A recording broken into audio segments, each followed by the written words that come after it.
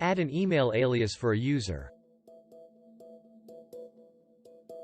In the admin console, go to Menu, Directory, Users.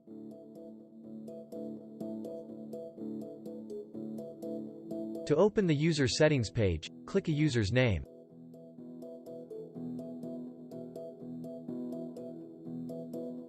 On the left, under the user's name, click Add alternate emails.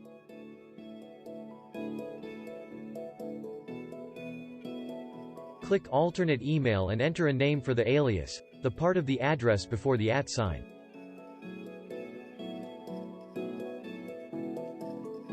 Optional. If needed, select a secondary domain. Note: user alias domains don't show in the domain menu. Optional. If you want to add more email aliases for the user, repeat steps 5 and 6. Click Save.